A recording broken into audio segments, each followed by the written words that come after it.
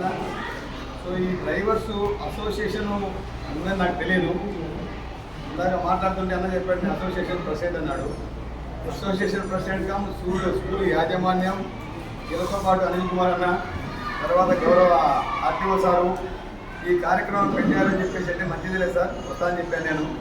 విషయం ఏమంటే ఎట్లాగూ పనిలో పని మాకు కూడా గవర్నమెంట్ ఒక 1 month ప్రోగ్రామ్ ఇచ్చింది. సాగు చేసుకోవాల్సి మాకు తెలుసు. 1 month ప్రోగ్రాము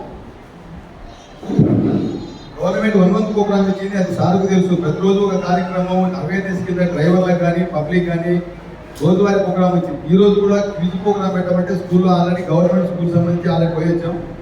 అదృష్టానికి ఇక్కడ మేము పనిచేస్తున్నాం. ఇక్కడ పనిచేసేటప్పుడు అన్నా వాళ్ళు కానీ స్కూల్ యాజమాన్యం కావచ్చు, ఈవెన్ గవర్నమెంట్ స్కూల్ కావచ్చు, లేదా బ్లూమూల్ కావచ్చు, ఎవరు కూడా మేము అడుగుతానే పలానా రోజు పలానా ప్రోగ్రామ్ పెట్టుకుంటాము, మీ పిల్లలు కొంచెం ఎంగేజ్ చేయాల్సి వస్తుందంటే ఖచ్చితంగా వాళ్ళు ఎప్పుడైనా రెడీ అంటున్నారు. అదొక హ్యాపీ. రెండోది ఏంటంటే ఎలాగో మన last 1 week back 10 days back ఇదే ప్రోగ్రాంలో భాగంగా నేను వచ్చాను ఒకసారి సార్, మీ అందరితో కూడా మాట్లాడాను. పదే అదే విషయాలు చెప్పడం ఎందుకని కాదు, కానీ ఒక 3-4 ఇష్యూస్. నెంబర్ 1, మన టౌన్ సంబంధించి కాస్త ఇరుకైన సిటీ టౌన్, ప్రధాన రహదారుల తప్ప మిగతాన్ని కూడా ఇబ్బంది కలిగి ఉంటుంది.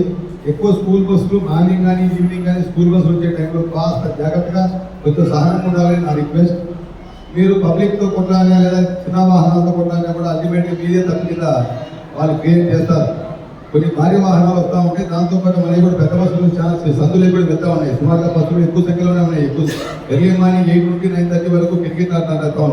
ఈవినింగ్ 4 నుండి 5:30 వరకు అప్పుడు ఇబ్బంది ఉంటుంది. దయచేసి మళ్ళీ రిక్వెస్ట్ ఏంటంటే మీ రోజువారీ మీ యొక్క ఏదైతే డ్రైవింగ్ స్కిల్స్ కూడా పెంచుకోవాల్సిన అవసరం ఉంది. తర్వాత పబ్లిక్తో గొడవపడాల్సిన అవసరం లేదు. కొంచెం ఓపికగా చిన్న వెహికల్స్తో పోతే ఉంటే మేలనేది నా వ్యక్తిగత అభిప్రాయం. తర్వాత డ్రైవింగ్ స్కిల్స్ అప్డేట్ కావాలా వద్దా, ఇది మా డిఎస్పీ గారు గతంలో 20 years బ్యాక్ ఉద్యోగులకు కొత్తగా వచ్చినప్పుడు డ్రైవర్ నేర్చుకున్నాడు కదా, వానికి ఏం స్కిల్స్ ఉంటాయి అదే స్కిల్ కదా, వానికి కొత్తగా నేర్చేది అని చెప్పేసి అన్నాడు. ఇప్పుడు అప్పుడు ఆయన చెప్పిన మాట కరెక్ట్ ఏమో, కానీ ఇప్పుడు కంప్యూటరైజ్ వెహికల్స్ వచ్చిన తర్వాత అవగాహన లేకపోతే బండి మీద ఉపయోగమే లేదు. సో ఏదైతే సిగ్నల్స్ పడతా ఉంటాయో అది మీ అబ్జర్వేషన్ లేకపోతే బండి నిలబడిపోతుంది, కదలే కదా. కొన్ని సందర్భాల్లో లారీలు ఏమైతే కంప్యూటరైజ్ అయితే కరెక్ట్ అనేది అవగాహన లేదు, కానీ ఆ లారీలు నిలబడిపోయిందంటే అట్లీస్ట్ 16 wheelers 14 wheelers వెహికల్స్ రోడ్డు మీద 1 inch కూడా దాన్ని కదిలించలేము. ఎందుకంటే టెక్నికల్గా వాడు కంపెనీ వాడే రావాలా, ఒక రోజంతా కూర్చోవాలా, ట్రాఫిక్ జామ్ అయిపోతుంది. గతంలో అయితే ఈవెన్ 1 inch కూడా కదలదు బండి. అది మీకు ఐడియా ఉంటుంది బహుశా. ఇప్పుడు టెక్నికల్ వెహికల్స్ పెరిగిపోయిందా, ఆ పెద్ద వెహికల్స్ ఆ ప్రాబ్లం ఉంది. అదొకటి. ఇంకొకటి వచ్చేసి సో సులభంగా మాట్లాడే పేరు, ఒకరు తప్పు చేస్తే అందరికీ అంతకంటే దాంట్లో పోలీసులకు డ్రైవర్లకు ముందుంటాం. మనం పబ్లిక్ విమర్శల్లో మనం ఫస్ట్ ఎందుకు, ఒక కానిస్టేబుల్ తప్పు చేశాడంటే వాళ్ళంతా దొంగలే, అనామకులు అంతే, వీళ్ళు ఇంతే. ఒక డ్రైవర్ తప్పు చేశాడంటే డ్రైవర్లు ఉన్నావు పదాలు అమనాపూర్లని మొత్తం కలిపేస్తారు. దాంట్లో నువ్వు మంచి సెట్ పక్కకు పోతుంది. సులభంగా దొరికిపోయే వాళ్ళలో డ్రైవర్లు పోలీసులు పనుకుంటాం. కాబట్టి దయచేసి మన దగ్గర తప్పులు జరగలేదు. సో నేను గతంలో పనిచేసినప్పుడు ఒక స్కూల్ బస్సులకు సంబంధించి మీకు మన కూడా చెప్పాను, ఈ చిన్నపిల్లల విషయాలు తొందరగా ఇబ్బంది పడతాం. ఎందుకంటే వాళ్ళు మీతో తల్లిదండ్రుల తర్వాత టీచర్ల తర్వాత ఎక్కువగా మీతో రైజర్ ఉంటుంది.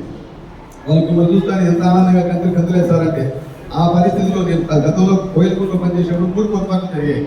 6, 7, 8 తరగతి పిల్లలకు సంబంధించి ఈ డ్రైవర్స్ క్లీనర్స్ కొంచెం చదువుగా మాట్లాడి కొన్ని పొరపాట్లు జరిగినాయి. అలాంటి పొరపాట్లకు ఎక్కడైనా అవకాశం రావద్దు. పిల్లల్ని ఇంటికాడ వదిలిపెట్టడానికి జాగ్రత్తగా వదిలిపెట్టండి, అప్పగించండి. ఒక అమ్మాయి మిస్ అయినా ఒక అబ్బాయి మిస్ అయినా టెన్షన్ తల్లిదండ్రులకు పోలీసులకు చాలా ఇబ్బందికరంగా ఉంటుంది. కాబట్టి ఎక్కడ పొరపాటు జరగకూడదని నా రిక్వెస్ట్.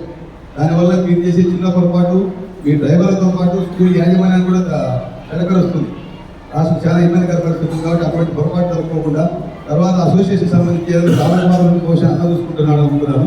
ఏదైనా మా వారికి ఏదైనా సమస్యలు ఉంటే కూడా మేము తీర్చే ప్రయత్నం చేస్తాం. తర్వాత మేబీ మళ్ళీ రిక్వెస్ట్, ఏదైనా అవకాశం ఉంటే ఇన్సూరెన్స్ చేయించండి. ఇన్సూరెన్స్ ఖచ్చితంగా చేసుకోండి. బండి మీద ఎక్కినోడు ఖచ్చితంగా నా రిక్వెస్ట్. ఎందుకు ఆ మాట అన్నానంటే, ఒక 40 లక్షలకో 30 లక్షలకో వన్ టైం మీద సంవత్సరానికి 5,000 10,000 కడితే చేసే కంపెనీలు ఉన్నాయి. మన టైం ఇప్పుడు మంచిది కాదు, ఏ టైంలో ఏం జరుగుతుందో తెలియదు. కాబట్టి బండి మీద ఎక్కిన తర్వాత ఇంటికాడ రేపు జరిగి ప్రమాదాలు లోనైనప్పుడు ఇంట్లో వాళ్ళు కనీసం నేను గుర్తు పెట్టుకోవాలంటే వాళ్ళకి 20 లక్షలు 30 లక్షలు 50 లక్షలు వచ్చే విధంగా ఉంటే నేను గుర్తు పెట్టుకుంటాను. లేకపోతే ఆ ఫోటో తీసి పక్కన వేసేస్తారు. కాబట్టి అలాంటి పరిస్థితి రాకుండాలంటే మన సేఫ్టీతో గురించి చూసుకోవాలని నా రిక్వెస్ట్. ఇంకేమైనా ఇంపార్టెంట్ ఉన్నాయా? సంబంధించి మనకు ఆల్రెడీ బహుశా తొందరలోనే మనకి ఏదైతే వెహికల్స్ కాస్త బైపాస్ తొందరలోనే ఓపెన్ అవుతుంది అంటున్నారు. అదైతే కొంచెం కదిరికి ట్రాఫిక్ సమస్య ఎదుర్కొనే అవకాశాలు ఉన్నాయి. సో గూడ్స్ వెహికల్స్ కూడా ఎక్కువ శాతం లాంగ్ వెహికల్స్ ఉంటే ఎక్కువ వేరే స్టేట్ కూడా వెళ్తూ ఉంటారు. రీసెంట్గా మన ఒక ఇష్యూ చేయడం అసోసియేషన్ వాళ్ళు వచ్చారు నా దగ్గరికి, లారీ అసోసియేషన్ వాళ్ళు.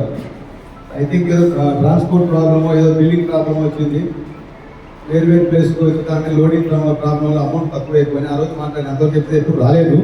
తర్వాత ఒక దొంగతనం కూడా జరిగింది మన దగ్గర. వెహికల్స్ సంబంధించి మీరు నిర్లక్ష్యంగా రోడ్డు మీద వదిలిపెట్టి సైడ్ తీసి దాగి పెట్టేసి వెళ్ళిపోతే ఆ రోజు నైట్ ఒక 3 hours చాలా తిప్పలు పడినాం.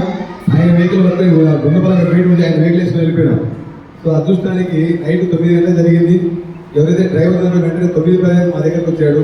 సార్ ఫలానా నెక్స్ట్ చెక్ చేస్తే అందరినీ అలర్ట్ చేస్తే నల్ల చెరువు సీక్వెల్గా వెతుకుంటూ పోయినాం. వాడిని టేక్ ఓవర్ తీసుకొచ్చేదానికోసం తిప్పలు పడితే వెహికల్ కావాలి. ఈయన వెహికల్ బయట ఉన్నది, అన్న వెహికల్. ఆయన చెప్పలేదు, వెళ్ళిపోయినాం. తిప్పలు పడి అన్ని పోలీస్ స్టేషన్లు అలర్ట్ చేస్తే లాస్ట్ ఎన్పీ కొట్టి దగ్గర మన పోలీసులు దాన్ని హోల్డ్ చేశారు. దాదాపు 16-17 లక్షల లారీ పోయిన తర్వాత తిరిగి రాదు.